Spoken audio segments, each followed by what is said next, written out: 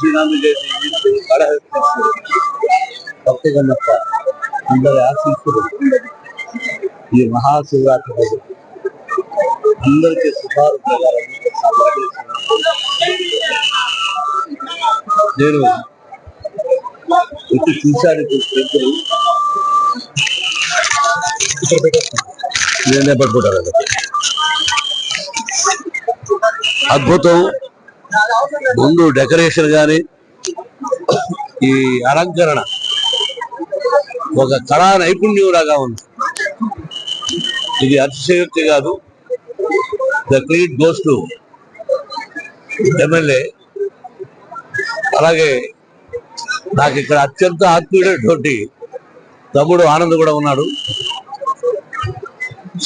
ఇప్పుడు మన పుణ్యక్షేత్రాల గురించి ఈశ్వరుల గురించి తెలియని వాళ్ళు ఉండరు. ఆ భగవంతుని ఆశీస్సులతో కన్నప్ప సినిమా తీస్తున్నాం. అది సినిమా రిలీజ్ అయిన తర్వాత నేను మాట్లాడతాను. కన్నప్ప టీం అంతా వచ్చారు. బిడ్డ కన్నప్పగా యాక్ట్ చేశాడు. తను మాట్లాడతాను. ప్రభుదేవ మీరు అందరూ చూసుంటారు ఒక పాట, శివ శివ శివ అని యూట్యూబ్ లో. అది కొరియోగ్రఫీ చేసింది ప్రభుదేవ. కాళహస్తీశ్వర స్వామి దగ్గర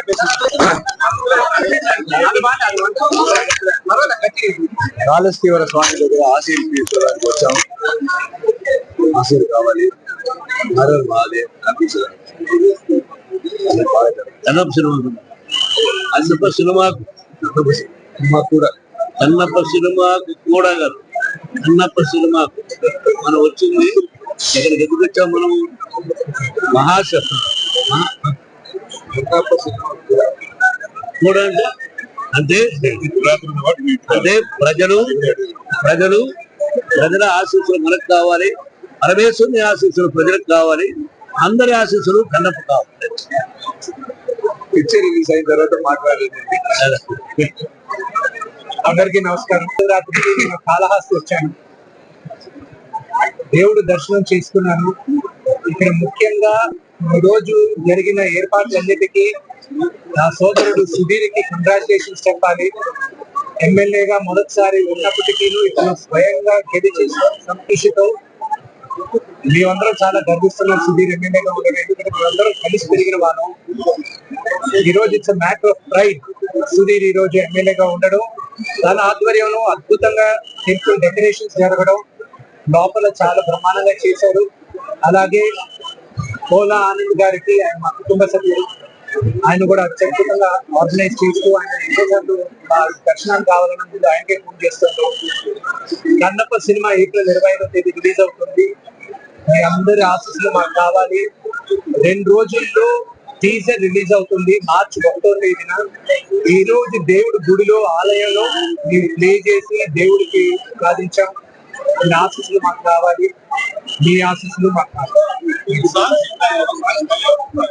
వస్తాయి. మార్చి 10వ తేదీ వస్తుంది. శ్రీకాళహస్తి మహత్యం గురించి పాట రికార్డ్ చేయడం జరిగింది. అది సిద్ధాల అశోక్ తేజ్ గారు, రామ్ జోగేష్ శాస్త్రి గారు ఇద్దరు రాశారు. దాంట్లో అది నా కూతురు ఆర్యానా దివ్యానా పాడి వాళ్ళు చిత్రీకరించుకోవాలి. వాళ్ళపైన చిత్రీకరించారు. చాలా స్థల పురాణం ఆ పాట ద్వారా తెలుస్తుంది. మార్చి 19వ తేదీ నాన్నగారు పుట్టినరోజున అది విడుదల చేశారు. శంకర అది తెలుగుదలు తెలుసుకున్నానే అది రామ్ జోగేష్ శాస్త్రి గారు రాసింది. ఒక నాస్తికుడు దేవుడు భక్తుడు అయిన తర్వాత ఎలా ఉంటది అనేది ఆ పాట. ఒక వ్యక్తిగా కూడా ఒక మనిషిగా కూడా ఆ పాట మార్చింది. ఇంకా మిగతా క్వశ్చన్ అని నాన్నగారు లేనప్పుడు నేను కూర్చుంటాను. నాన్నగారు పక్కన లేనప్పుడు నేను మళ్ళీ మాట్లాడతాను. శివ అనుగ్రహం